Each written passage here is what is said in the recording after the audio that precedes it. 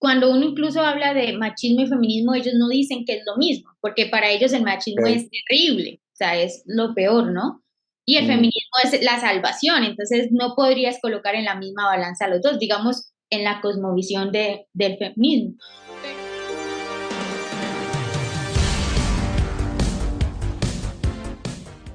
Bienvenidos a un nuevo episodio de Cosmovisión, donde hablamos de temas de libros, de cultura popular, y tengo una amiga muy, muy especial el día de hoy que admiro mucho por su trabajo, por sus videos relacionados de nuevo, con el tema del conflicto cultural, el feminismo, el globalismo y todas estas cosas que invaden tanto nuestro mundo de hoy. Entonces, Valeria, gracias por aceptar conversar conmigo acá en este programa y bueno, primero que todo, háblanos de ti. Buenos días. Buenos días, Anderson. Gracias por la invitación de poder compartir y hablar sobre estos temas tan relevantes. Mi nombre pues es Valeria Gutiérrez, estoy felizmente casada y pues soy voluntaria en una organización misionera que se llama Juventud con una Misión a tiempo completo. Y en ese aspecto también lidero un ministerio que se llama Jucum Provida, donde defendemos la vida desde la concepción hasta la muerte natural, pero también la familia, la libertad. Y buscamos pues proclamar la verdad justo basada en una cosmovisión bíblica de estos temas. De profesión, Dios me permitió ser abogada, tengo una especialización en Derecho Administrativo y bueno, también por ese lado usamos la carrera para poder servirle a Dios y a los demás. Qué maravilla, muchas gracias. Se ve que has sido muy juiciosa, aunque esa palabra no la usan en todos los países de Latinoamérica. He descubierto que es más una palabra colombiana, pero se ve que eres muy estudiosa. Siempre he admirado mucho a los que estudian Derecho, creo que son muy inteligentes y creo que nos conectamos mucho con el trabajo pro vida. También en mis viajes en Latinoamérica he descubierto mucha gente en Jucum. Algunos me dicen, hey, ¿conoces a Valeria? Y me sorprende mucho eso, que eres bien conocida. Cosmovisión cristiana acabas de mencionar. Sé que tu trabajo en Jucum tiene que ver con eso. Cuéntanos un poco de eso, cómo una cosmovisión influye tanto y es tan importante para nosotros hoy. La cosmovisión, pues todos tenemos una cosmovisión, ¿no? Todas las personas tienen una forma de ver el mundo. Y esa cosmovisión, pues es distorsionada, por así decirlo, o más bien construida debido a nuestras circunstancias, debido a lo que pasamos, a lo que escuchamos. Y eso hace obviamente que muchas personas, bueno, no tengamos el completo Ujú. acceso a la verdad. Así que nosotros, cuando empezamos a estudiar la Biblia, cuando también en Jucún uno de sus pactos, le llamamos, es poder promover una cosmovisión bíblica, es que todas las cosas que hagamos puedan ser con fundamento en la Biblia, porque la Biblia tiene algo que decir para todo, porque pues Dios, que Mm, fue el que creó el mundo, sabe cómo lo diseñó. A nivel personal, este tema me empezó a gustar mucho. Yo me convierto al cristianismo en el 2015. Yo recién salía del colegio y obviamente mi cosmovisión era muy posmoderna. En ese momento no ujú. sabía que era posmoderna, pero ahora ya entiendo que era posmoderna por todo el contexto donde crecí, aunque era un poco, digámoslo así, recatada o conservadora en ciertas cosas sin saber, pues pensamientos muy sutiles apoyaban ideas progresistas. Entonces, Mm, cuando yo llego al cristianismo y Dios empieza a filtrar muchas cosas en mi mente, me doy cuenta de que pues las cosmovisiones erróneas son muy sutiles y hacen aparentar que es algo bueno. Y en ese sentido hay una distorsión de la forma en cómo, digamos, yo pensaba en relación al hombre, en lo que yo pensaba en relación a la familia, en relación a la política y en mm, todas las áreas de la sociedad. Así que tratamos de brindar herramientas para que las personas simplemente tengan la información y mm, piensen y decidan. Es como también lo que buscamos mm. hacer. Sí, me llama mucho la atención lo que dices. Creo que es muy real de que todos tenemos una cosmovisión, pero no somos conscientes de ello. Somos influidos por ya sea nuestros padres, la sociedad, los amigos, el colegio, el mundo que nos rodea en general y desarrollamos como una estructura mental, y bien lo dijiste, sobre el hombre, sobre la mujer, la política y todos los aspectos del mundo que Dios creó. Y a mí me ha pasado que a veces hablar de la mera palabra cosmovisión es como hablar de ciencia ficción. La gente no tiene idea qué es, pero sin embargo todos tienen una opinión sobre algo. Sobre el tema que vamos a enfocarnos hoy, porque hay mucho que podemos hablar sobre una cosmovisión y eso nos sirve mucho de introducción para comprender nuestro tema de hoy, que vamos a hablar acerca de el conflicto cultural y el feminismo. Y tú como mujer, ¿cómo fue ese cambio entre las ideas progres y el feminismo y apoyar todas estas cosas cuando llegas al cristianismo? ¿Cómo fue ese cambio? Digamos, ¿fue algo traumático o qué te impactó para cambiar tu forma de pensar al respecto? Pues realmente, como eran ideas tan sutiles, bueno, incluso yo apoyaba el tema del aborto, eso sí no era muy sutil, pero eso empezó también a cambiar. Digamos que esa idea, como era la más, digo yo, visible, fue de las primeras que cambié cuando yo me convertí al cristianismo y me di cuenta obviamente que el aborto es acabar con una vida y el cristianismo, la Biblia nos enseña que hay que amar al prójimo y obviamente no matarlo. Entonces fue una de las que más fácil identifiqué de por qué no estaba bien. Pero otro tema que es lo sutil del feminismo es que trae una distorsión real en cuanto a lo que es la mujer y lo que debería ser la mujer. Entonces, ese cambio sí fue más largo. Incluso mi corazón era cristiano, por así decirlo. Ajá. Yo leía la Biblia, yo predicaba, pero aún tenía ideas relacionadas a cómo debería ser una mujer. Y el feminismo lo que enseña es que una mujer debería ser básicamente una superheroína y el centro del universo, o sea, que todo gire en torno a la mujer. La mujer es la protagonista, pero también es la víctima. La mujer puede hacer todo lo que quiera, pero también es oprimida. Entonces, todo gira en torno a exaltar a la mujer, ¿no? O a que el enfoque sea la mujer. Pero eso, iniciando por ahí, no es lo que nos enseña pues la Biblia. Claro. Por otro lado, hay una palabra hoy muy común que incluso la decimos mucho, que es el tema de empoderamiento, ¿no? Y esta palabra la trae el feminismo, o sea, empoderar, ¿no? Que sea una superhéroe, pero uno ve el tema del cristianismo y por el contrario lo que Jesús nos empoderó, Jesús se sacrificó y fue por amor. Entonces, todos esos cambios más sutiles fueron todo un proceso. Entonces también el hecho de cómo ver el matrimonio, yo no me quería casar incluso aunque era cristiana, el tema de los hijos, todas esas situaciones que son de la forma de pensar eran más sutiles y fue un proceso de, sobre todo, empezar a descubrir qué es el feminismo, porque uno no puede saber qué es lo que pasa si no le pone nombre, uno no puede saber que está enfermo si no se conocen los síntomas y qué es lo que lo provoca, ¿no? Así es. Valeria, dices algo muy interesante y lo voy a decir y puede sonar cómico, pero tú dices que una de las ideas fundamentales del feminismo es que la mujer sea la heroína y la víctima, pero nunca la villana. Y como en toda historia, siempre debe haber un villano. ¿Quién sería el villano entonces en ese escenario? El villano para esa idea o ese mundo es el hombre. Todo lo que...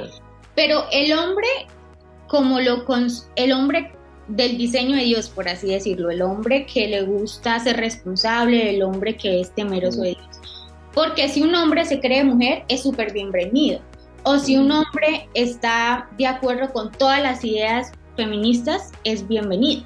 Entonces, es dependiendo realmente el nivel de profundidad de las ideas que hayan, porque incluso han pasado casos, no recuerdo bien la fecha, pero sí el caso, creo que fue en Argentina, de que 2 mujeres que eran lesbianas tenían un hijo y terminaron asesinándolo porque iba a ser un posible abusador. Y de hecho hay feministas que que escriben sobre ese tema hacia el odio a los hombres. Claro. Es necesario odiar a los hombres. Sí, eso es tremendo y creo que lo estamos viendo en la cultura incluso del cine. Yo te confieso que siempre me ha gustado el cine, pero estoy como cansado del cine actual. Estoy regresando a las películas viejitas porque el cine actual, si podemos, por ejemplo, vemos el universo de Marvel, ya han matado como a 40 entre héroes y villanos, todos hombres. Y francamente las películas que han sido hechas solo por promocionar mujeres y minimizar al hombre o quererlo representar como el villano, simplemente no han tenido éxito. Y no creo que sea porque sean mujeres las que actúen, sino que son películas mal hechas. Es una narrativa en donde es evidente de que odian al hombre, principalmente al hombre cristiano o al hombre protector, ¿sí? Al hombre masculino, por decirlo así. En ese mismo orden de ideas, ¿qué fue lo que te llevó como a cambiar ese chip de esa idea feminista de siendo aún cristiana, teniendo como ese chip de debo ser mujer, debo ser empoderada y todo eso? ¿Qué fue lo que te llevó como a modificar eso, a decir, esto está mal?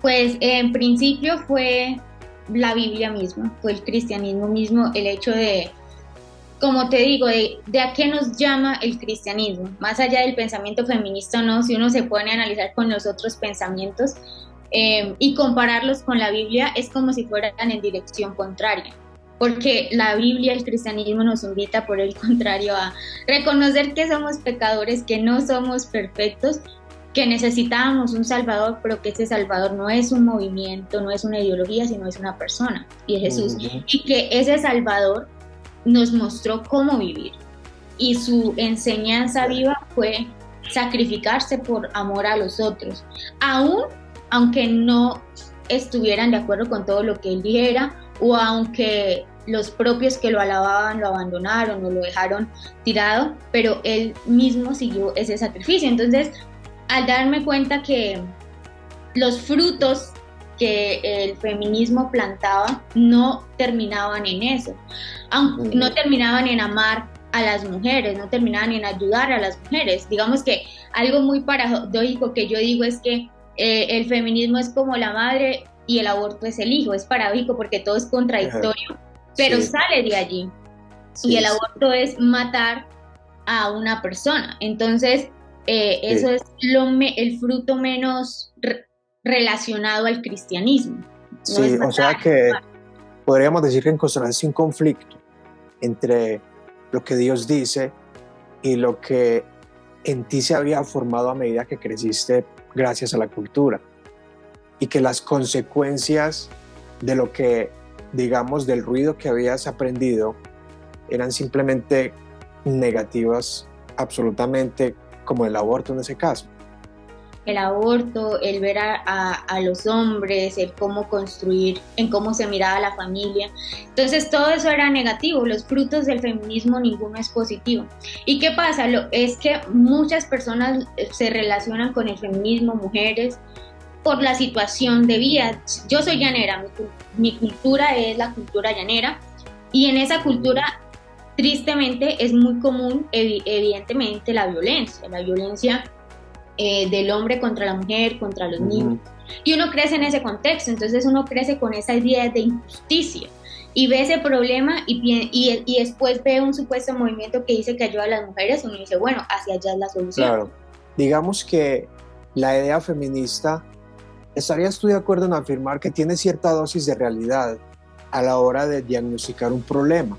Y el problema es que sí, muchos hombres en muchos lugares y en muchas épocas de la historia han objetivizado a la mujer, aunque digamos que el feminismo termina siendo lo mismo, y de ahí han surgido las ideas de hacer algo para defender su dignidad, darles derechos, entre muchas cosas, pero los medios para llegar a eso son inadecuados y son desbalanceados porque están, por decirlo así, cuando siendo víctimas se vuelven victimizadoras o victimarias o, como tú decías, despreciadoras del resto de las cosas como la familia, los hijos, el matrimonio, etc. Pues mi posición es diferente de esa. Yo creo que el feminismo ha usado la situación porque no la diagnostica en el sentido de que no haya la verdadera razón del problema. La razón del problema que ellos proponen es básicamente que el hombre es malo, pero el problema no es ese, el problema está en el corazón tanto del hombre como la mujer debido al pecado. Entonces, así como el hombre es malo, la mujer también es mala. ¿Qué pasa? Que el hombre, la forma en que lo demuestra al alejarse de Dios es un poco más, no es sutil, es traumática, pero la forma en como la mujer es mala, o sea, hay mal en el corazón de la mujer y la forma en cómo lo expresa no necesariamente es tan visible como lo hace el hombre. La mujer ¿cómo lo hace? Por medio de manipulación, la mujer lo hace por medio de incluso opresión también a sus hijos, la mujer también lo hace buscando que todo el mundo le preste atención a ella. Entonces es lo que se conoce como, es otro tema, pero como también el machismo y el matriarcado. Son formas de cómo por el pecado del ser humano se distorsionó lo que debería ser el hombre y lo que debería ser la mujer. Y el enemigo siempre ataca conforme al propósito. El hombre debe proteger, pero cuando el hombre se aleja de Dios, pues va a ser lo contrario, al proteger. Y la madre también es en torno a cuidar, como a abrazar, a traer belleza. Entonces, cuando la mujer se aleja de Dios, pues va a ser lo contrario. Va a manipular, va a traer no belleza, sino más bien cosas feas y no virtudes. Entonces, el feminismo, como es una consecuencia del pecado, evidentemente la violencia, pero escogido una parte que es la que le conviene, que es la violencia contra la mujer. Pero si uno se pone a ver de la violencia contra el hombre, incluso en el mundo mueren más hombres que mujeres, y mueren más hombres asesinados que mujeres. Y al nosotros no tener toda esa dimensión, es que decimos, bueno, el feminismo puede tener razón, porque uno lo ve y uno no lo puede negar, pero no es el panorama completo. Ahora, ellas usan eso para que las personas se identifiquen y digan, bueno, puedo irme por allí. Entonces, eso realmente es lo que pasa con el feminismo. El feminismo no tiene que ver con ayudar a las mujeres. Yo siempre digo, hoy que el feminismo tiene tanta fuerza, ¿por qué no disminuyen los casos de violencia contra la mujer? Porque no es la solución, porque están planteando el problema de la forma incorrecta y lo usan y lo manipulan para simplemente hacer crecer una idea. Y termino con este punto de qué es lo que pasa también que tenemos en la idea, en la historia, y es que la mujer siempre fue oprimida, y entonces nos traen algunos casos, digámoslo así, que sucedieron de personas que pensaban en relación a la mujer, pero uno va a ver y esas personas que pensaban así estaban completamente alejadas de la verdad bíblica, pero uno va a ver en la historia, o sea, incluso desde de la edad antigua, desde Grecia, Egipto, mucho más antes, y se ve de alguna forma que la mujer no era realmente como oprimida. De hecho, uno a lo largo de la historia siempre va a conocer mujeres reinas, mujeres emperatrices, va a conocer mujeres que sabían leer. En la Edad Media incluso los monasterios habían mujeres que podían enseñar también, pero ese tipo de cosas los sesgamos porque, creemos solo lo que hemos escuchado una y otra vez.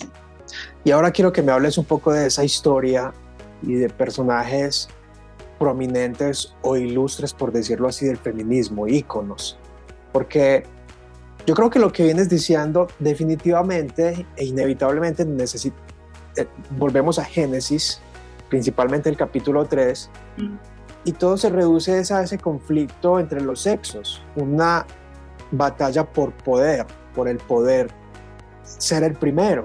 El hombre quiere someter a la mujer quiere imponerse sobre él, y de nuevo es lo que tú dices, es el pecado que hay dentro del corazón de cada uno. Además, creo que el mundo de hoy ignora, por supuesto, el diseño de que cada uno es diseñado diferente, Muchos no quieren utilizar la palabra diseño porque simplemente somos el producto del azar, de un universo indiferente, ¿no? Y creo que en la historia bíblica hay mujeres muy poderosas, muy influyentes, y me parece que la idea de que la mujer ha sido oprimida durante toda la historia es simplemente el producto de hace menos de un siglo. Porque de hecho, muchas jóvenes hoy que protestan de que las mujeres son oprimidas o despreciadas, la diferencia de los salarios, uno mira en el pasado, a los años 50, a los 60, incluso los 30, y habían actrices, cantantes, mujeres muy, muy influyentes, y ni mencionar las reinas de la Edad Media. Cuéntanos un poco de cómo se ha desarrollado la cultura y cómo ha ido decayendo, por decirlo así. ¿Quiénes son esos personajes feministas que aparentemente surgen con buenas ideas? Y me gusta lo que dijiste, aparentemente diagnostican bien, pero lo hacen desde un punto de vista equivocado. ¿Y por qué lograron tantos seguidores o tanta influencia, tanta fama? Pues mira que realmente es interesante cuando uno empieza a analizar a las feministas, porque para uno estudiar el feminismo al feminismo hay que saber, bueno, a quiénes le atribuyen ser feminista. Y ahorita voy a profundizar un poco más de eso porque el feminismo ha contado la historia a su manera, no la historia real, sino desde su perspectiva. Entonces, confunden que cualquier grupo de mujeres en la historia era igual a feminismo. Y eso pasa con nosotros hoy. Resulta que en tal año un grupo de mujeres estaba luchando, digamos que era el movimiento de la templanza, para que se acabara el alcohol, para que se prohibiera el alcohol en Estados Unidos, y obviamente porque el alcohol traía violencia y demás. Entonces miran hacia el pasado y dicen, ese era un grupo de mujeres, ellas eran feministas. Y no, uno va a estudiar realmente la historia y no tenían nada que ver con el feminismo. Entonces, el feminismo como tal, como movimiento, se consolida recientemente. La teorización del feminismo fue en el 1960. Ahora, la palabra feminismo aparece en el año 1871, pero aparece no en un contexto político, social o de mujeres, aparece incluso en una tesis médica en Francia. Básicamente en esa tesis médica hablaban de feminismo y el infantilismo en los tubérculos, y hacía una relación que los feministas eran los que padecían consecuencias en el cuerpo debido a la tuberculosis, que su cuerpo empezaba a tender a ser como el cuerpo de la mujer, como que sus senos se crecían, sus cabellos eran diferentes. Entonces hubo una relación en que el feminismo tenía que ver con la enfermedad de la tuberculosis, y que eso hacía que los hombres feminizaran. Esa fue la primera vez que se habló de feminismo. Interesante. No era nada social, no era nada político, no. Era solo un intento de dar una explicación médica a algo que estaba pasando en ese momento. Pero en ese momento era netamente médico. O sea, la tesis médica era sobre la tuberculosis y se le dio ese nombre. ¿Qué pasó? Un año después, en 1872, una persona, un francés, escribió un panfleto que se llama Hombre-Mujer. Y él usa, entendiendo algo así, lo que había dicho la tesis médica, ya así en algo social, en algo político. Y decía que los hombres que apoyaban las causas de las mujeres a favor del divorcio eran feministas. O sea, como que se estaban volviendo mujeres, por así decirlo también. Como que era la consecuencia de una enfermedad. Entonces, mientras surge el feminismo, fue relacionado sí a un movimiento de mujeres, pero de mujeres en contra de la familia, a favor del divorcio en este caso. No necesariamente tenía que ver con muchos derechos. Ahí simplemente salió la palabra.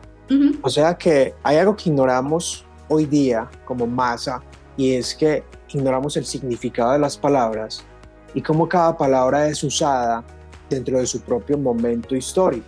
Hoy utilizamos palabras que no tienen absolutamente nada que ver hace 100 años, pero le damos el significado de hoy a cómo la usaban hace 100 años, y así justificar una idea. Y yo creo que eso es deshonesto intelectualmente e ignorante, porque, o sea, el lenguaje cambia a medida que las palabras, la gente, el mismo pueblo, las personas, la población le da un significado de acuerdo a su momento. Incluso que cuando surgió la palabra como tal feminismo, se refería a un cierto grupo de mujeres, no eran todas las mujeres. y era un cierto grupo de mujeres, y curiosamente eran mujeres que apoyaban ciertas ideas. Entonces, ¿cuáles eran las ideas que estaban apoyando estos hombres y quiénes eran estas mujeres? Eso fue en el 1872. En Francia, estoy hablando de Francia. Entonces, una mujer muy referente en Francia para esa época se llamaba Mary Wollstonecraft, que es la mamá de Mary Shelley, Mary Shelley fue la que escribió Frankenstein.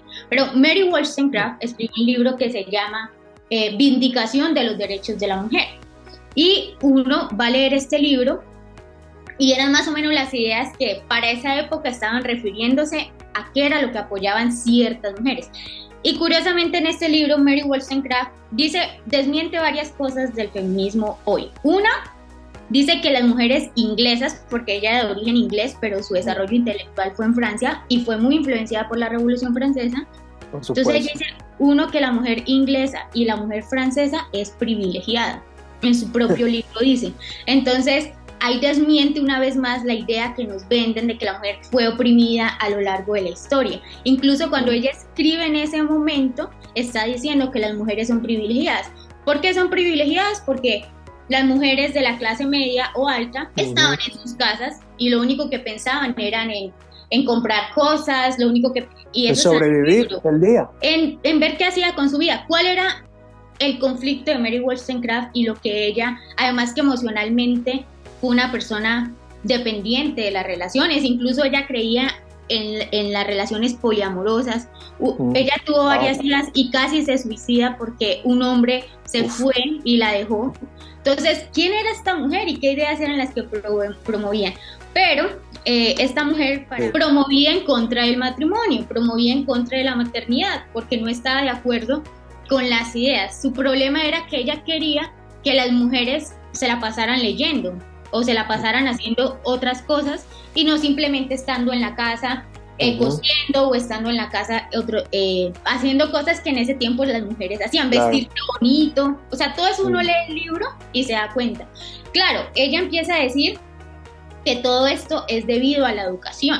Entonces, por eso es que dicen que en ese momento la mujer se enfocaba o esas ideas feministas se enfocaban en relación a la educación, pero no era que la mujer no estudiara, porque incluso ella era escritora y podía leer y sabía leer, sino que ella decía, y es una de las semillas entonces de lo que hoy conocemos como la ideología de género, que las mujeres se comportaban así porque no tenían la misma educación que el hombre. Es decir, que se educaba tanto al hombre como a la mujer juntos, porque sí había educación, pero la educación de las mujeres aparte y de los hombres aparte, pero que si se educaban juntos, entonces la mujer ya no se iba a comportar así y tal vez el hombre tampoco se iba a comportar de la misma manera.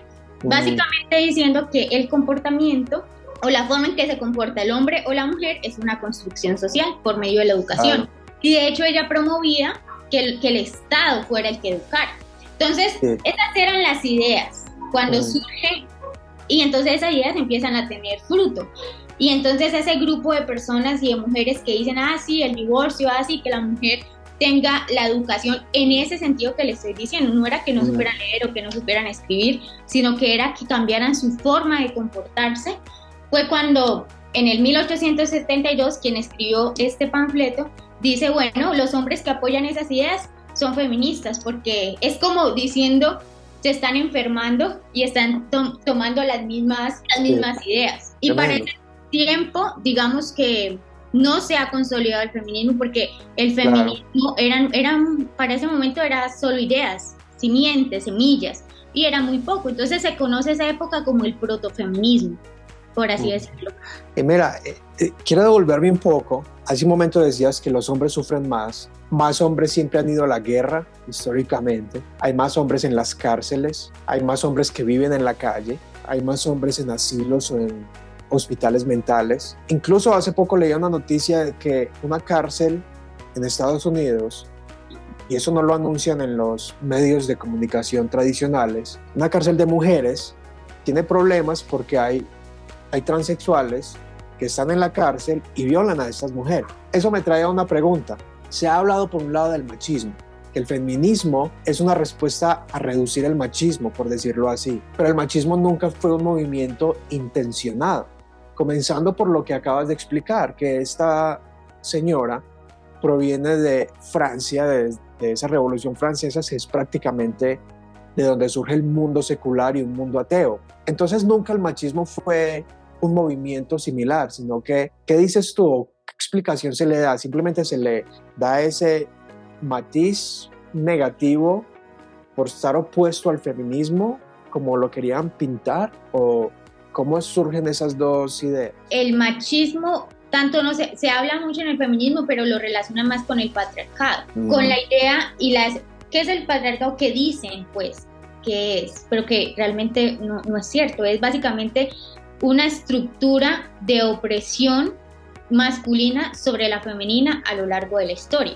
Cuando uno incluso habla de machismo y feminismo, ellos no dicen que es lo mismo, porque para ellos el machismo es terrible, o sea, es lo peor, ¿no? Y el feminismo es la salvación, entonces no podrías colocar en la misma balanza los dos, digamos, en la cosmovisión del feminismo. Pero en la teoría, realmente, ¿qué es el machismo? Pues vuelvo y digo, es la consecuencia del pecado en el hombre, ¿no? Claro. Y en la mujer, el feminismo, lo que pasa con el feminismo es que sí es un movimiento pensado y estructurado.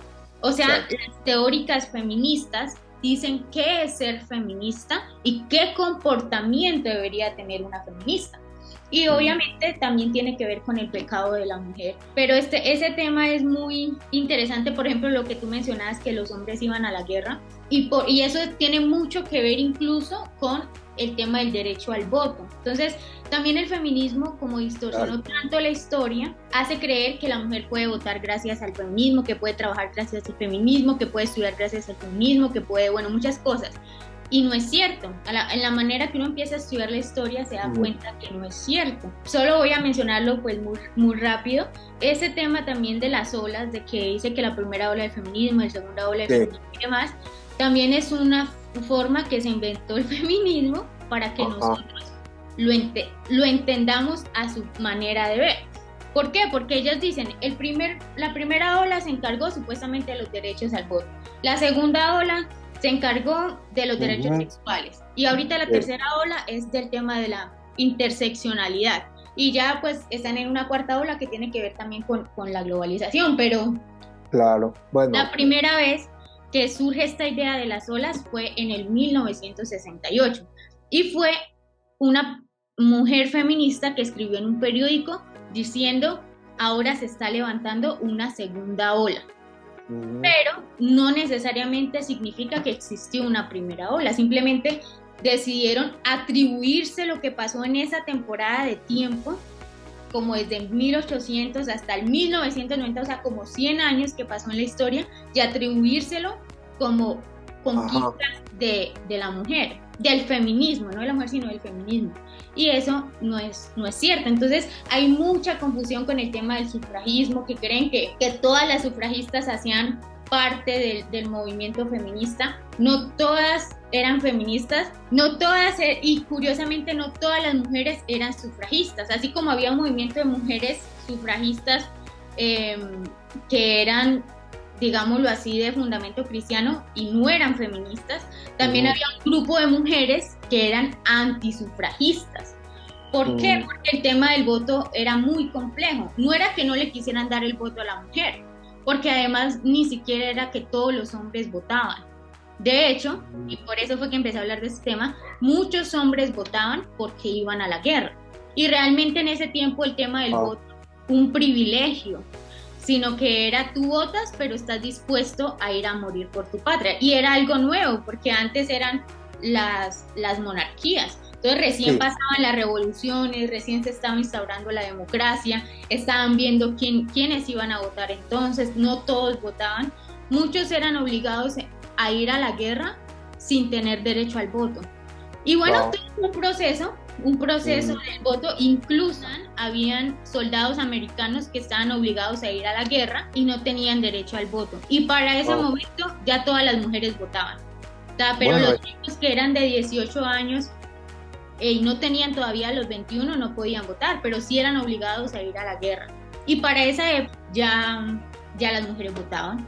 Entonces, el tema del derecho al voto es más complejo de lo que nos vende. Simone de Beauvoir, que es una de las referentes feministas más grandes, que además era terrible esta mujer, pero ella escribe en su libro que todas las movimentaciones relacionadas a los derechos de las mujeres eran simplemente agitaciones simbólicas, como que era algo simbólico. Ella dice, las mujeres no conquistaron nada, las mujeres recibieron todo lo que los hombres quisieron darlo.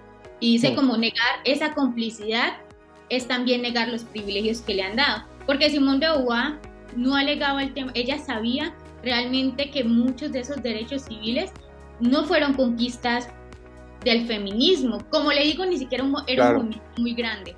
Y segundo, fue que con el tiempo incluso hombres se los entregaron a las mujeres, así como se lo entregaron después a todos los hombres que no necesariamente eran esclavos, porque van a decir, no, es que habían unos que eran esclavos. Bueno, sí, los esclavos no votaban, pero habían hombres que no eran esclavos que tampoco votaban. Y así en varios países hay ejemplos de ese tema, de que no era tan así, de que muchas mujeres estaban luchando por su derecho al voto, porque no era tan así. El sufragismo, el movimiento sufragista, primero, no era un movimiento feminista. Segundo, tenía diferentes fragmentos. Habían ciertas mujeres que estaban a favor del voto de la mujer, que era este grupo que yo le decía que era el movimiento de la templanza, pero ellas querían votar era para poder prohibir el alcohol.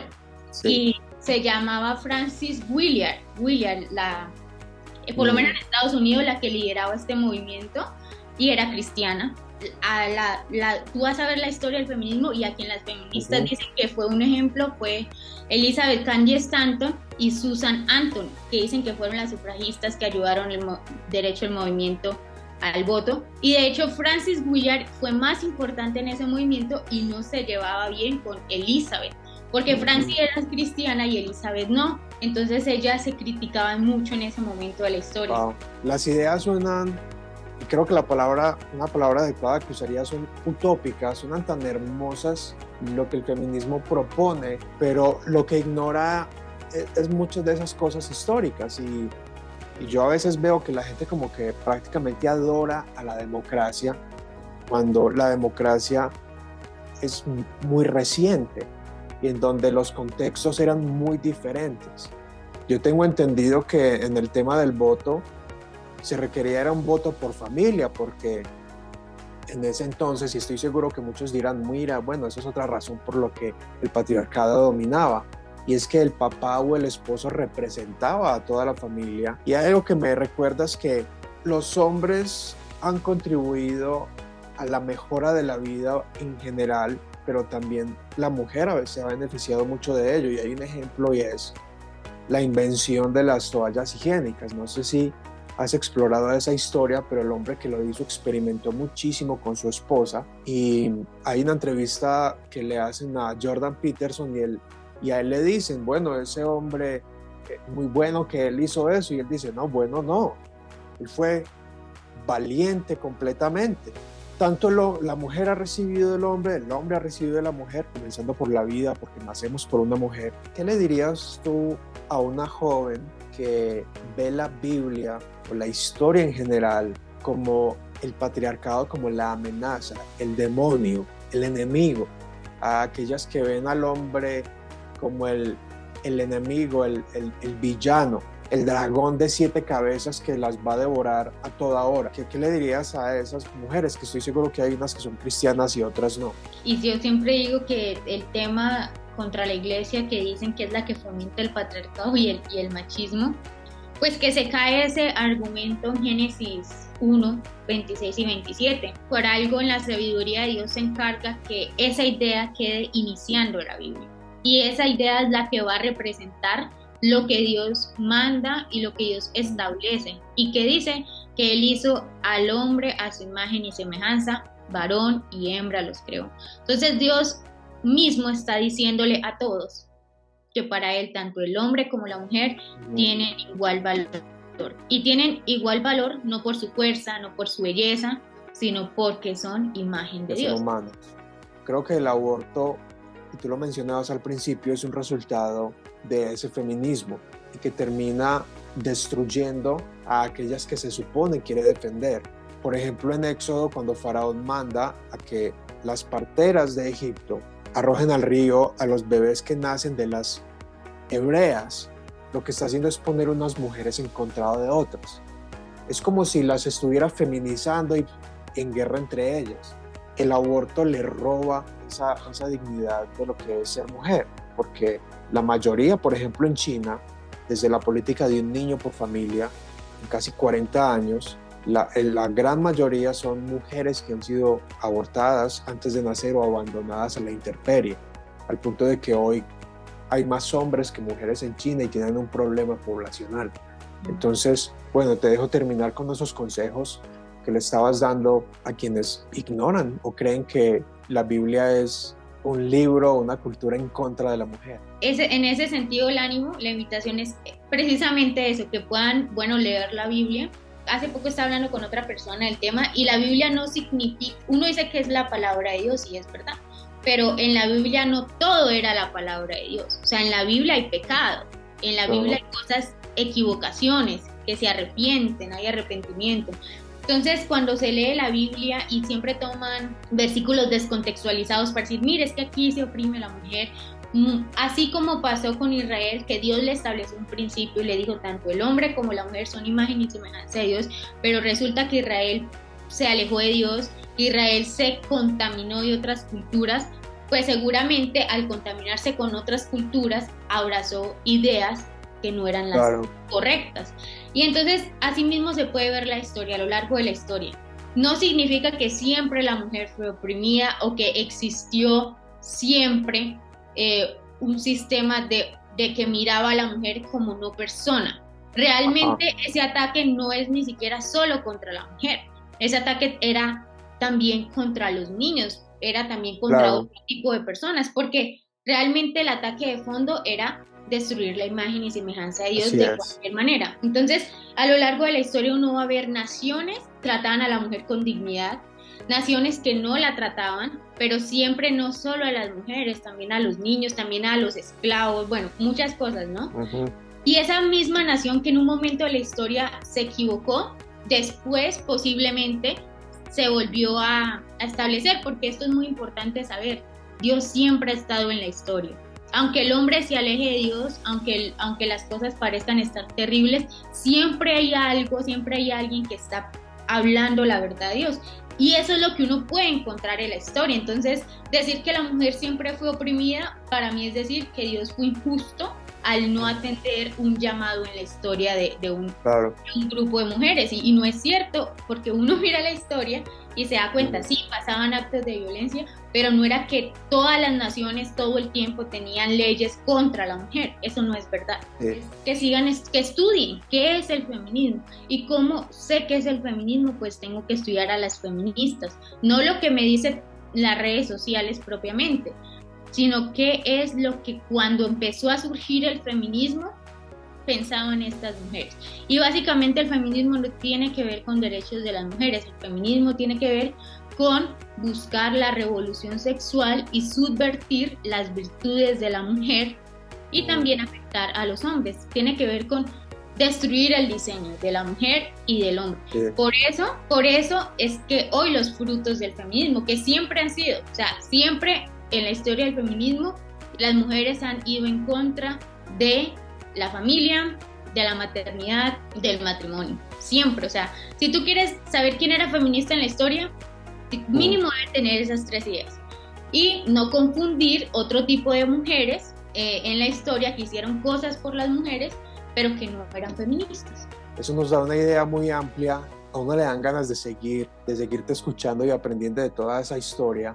Yo era uno de los que creía hasta hace poco que vi tus videos que la tercera ola era la mala, pero las primeras eran buenas. Y bueno, todo se reduce también a ignorar que Dios diseñó al hombre para algo y a la mujer para otra cosa, y en su forma de ser, en sus inclinaciones, y el objetivo es destruir la imagen de Dios en el hombre. Ahora hasta las feministas no quieren definir qué es una mujer o les da dificultad decir qué es una mujer. Son más abusadas y son como robadas de lo que son, solo para justificar una causa que resulta siendo como un engaño. Y en la primera ola hay muchas, como le digo, fue una historia que ellas inventaron que a veces están hasta en desacuerdo sobre cuándo empieza la primera ola y cuándo termina, pero generalmente en el marco de la primera ola, como fue tan amplio, pasaron tantas cosas y lo que hicieron fue decir, no, solo la primera ola y solo fueron los derechos y nadie lo cuestione ni nada, pero en ese mismo marco, en esos mismos años,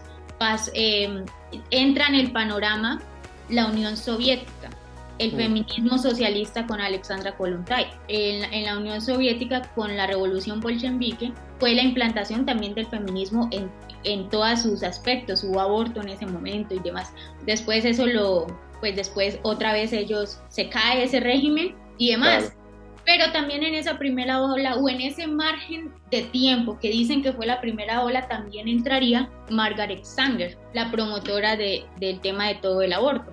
Porque claro, para ella la segunda ola empieza generalmente con el 1960, que fue toda la revolución contracultura, y ahí fue donde se teorizó todo. Pero de ahí para atrás tratan como de simplemente decir algo ahí muy rápido o decir, no, esto sí. Entonces es muy curioso todos esos detalles de la historia. Bueno, mucho que hablar sobre el tema. Te agradezco muchísimo por este espacio. Creo que he aprendido mucho y los que nos van a ver y a escuchar también van a poder quedar con esa inquietud, esa semilla, esa sensación de que no es tan simple, de que hay más allá y que necesitamos verlo, y lo más importante es qué dice Dios al respecto, qué dice Dios de la mujer, qué dice del hombre.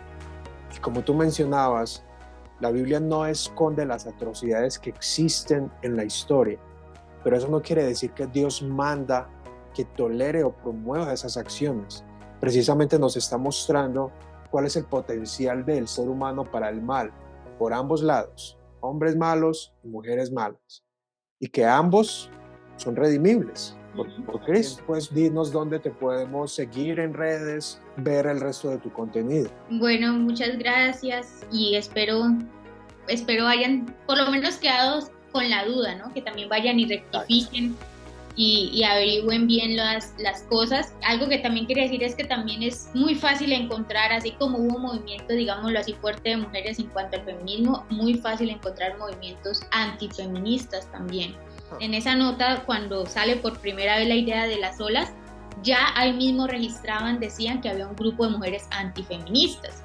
También siempre ha existido, siempre ha sucedido que hay mujeres inquietas que no se comen el cuento tan entero, y ese es el ánimo, invitar tanto a las mujeres como a los hombres a que investiguen, a que no se traguen entero lo que dicen. Algo que el feminismo tiene a favor, por así decirlo, es que el cristiano siempre quiere ayudar y tiene un corazón vulnerable a la injusticia.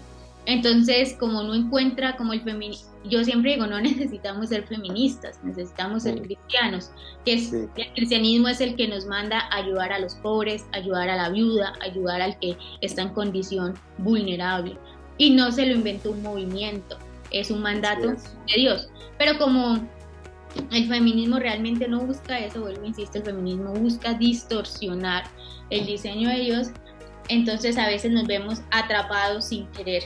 Y hay gente muy cristiana, que yo admiro mucho y que de hecho estudio, pero que tienen esta idea de que existe un feminismo bueno, porque se vendió tanto, que se tuvo tanta confusión en el momento, que hoy se sigue promoviendo. Entonces, y se cristianiza. Entonces el ánimo es seguir buscando información y nada, yo sobre todo en YouTube subo videos relacionados a este tema. También cuando me invitan a enseñar a iglesias, también en campamentos he enseñado, hablo un poco del tema y ahí pueden encontrar información. Siempre trato de dejar referencias para quien le guste seguir investigando. Y en Jucum Provida vamos a empezar un club de lectura en vivo por Instagram los miércoles en las noches, y vamos a empezar leyendo un libro que se llama, yo creo que muchos ya lo debieron haber leído, que se llama Lo que está mal en el mundo, de Chesterton. Y justo en ese libro, en esa época, porque es un libro de esa época, se refiere a ese movimiento supuestamente de feministas, que él decía que no eran muchas mujeres y que no era cierto que todas las mujeres quisieran votar en ese momento. Entonces es muy interesante cuando uno estudia libros de esas épocas y como que rectifican la información. Uno no puede estudiar la historia hoy con libros que salieron hoy.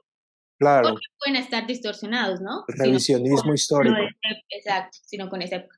Entonces ese es mi ánimo, que estudien y nada, que Bueno, estudiemos y si saben información, pues también que nos la hagan llegar. luego entonces vamos a compartir esos enlaces para que la gente se suscriba a la lectura que van a hacer y a las redes y puedan aprender más y lo pondremos en la descripción entonces acá de este episodio. Muchas Vale, gracias. de nuevo gracias y hasta una próxima oportunidad. Hasta luego.